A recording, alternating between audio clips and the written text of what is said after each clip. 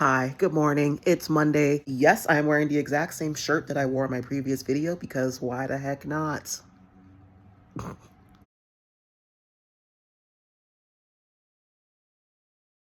So I'm working from home today.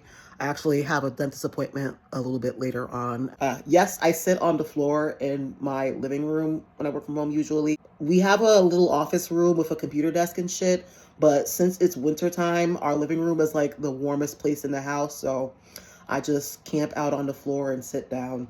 Plus, it's really good, at least for me, to sit on the floor, get some tension off of my back, sit on a flat surface. So, yeah. Just gonna finish up here and then head to my dentist appointment. Okay, just got out of the dentist. I thought I was going there for a whole different reason because I have some fillings that I need to get done, but it was just my 4-month cleaning. Just remarking on when I first started coming to this dentist after leaving education, just the state of my teeth. I don't have the best dental history throughout my whole childhood. It may be genetic. People on my mother's side of the family also struggle with a lot of periodontal issues. For a long while in high school, when I was in high school, different things were happening in my family, especially financially wise. So I wasn't able to go to the doctor or dentist for a long time till my high school opened up a free clinic for students to use because a lot of us were fucking poor and they knew that a lot of us weren't able to go to the doctor. And that was honestly really awesome. I don't know why more schools don't do that. Probably because you don't want your tax dollars going to fucking schools and you don't have any children or blah, blah, blah, blah, blah. Anyway, once I went to college, everything just kind of went out of the window. I still wasn't sure if I was going to be on this earth by the time I was supposed to graduate. I wasn't sure if I wanted to be a part of this world. I was not taking care of myself. I was eating like shit. I was drinking Mountain Dew every day, barely brushing my teeth. And to be honest, sometimes I struggled to shower. So I struggled to leave my dorm. I was failing some classes my first semester of college because I was just the change of being in a totally different place away from my family, but also having all this trauma and issues with my family and, just trying to manage all that, and all just added up to me being ultra super depressed and not taking care of myself like I should. And now that I'm fully done with teaching and out of education, I actually have time to do these things. I don't have to spend an extra 3-4 hours after school grading papers or making new assignments or calling parents and all that fun stuff. So anyone, especially because I know it's winter and many of us struggle with seasonal depression, I know it's hard out here, bitches. Like, I know it's hard, especially with how things are right now. And if you're like me, a Black person living in America, things have never been really that great.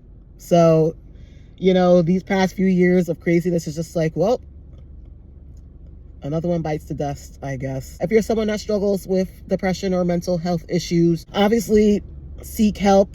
You are not alone, and that is one of the hardest things to overcome as a person who lives in a world with 7 billion other people. You are not alone in this world. There are people who are willing to help you navigate life. And yes, it takes some doing to do. It takes a lot of work to want to help yourself and to find the courage to ask people, and then to navigate which people are the right ones to rely on. I totally understand that, but you gotta try. You gotta try. Help is out there, and I know that's easier said than done. It's hard to admit that you're having issues and you need help. If you have decided to remain a participant in this world, like, you gotta do it for you. Health is truly wealth. Like, one of my gym teachers in college would tell us that all the time, and it's truly true.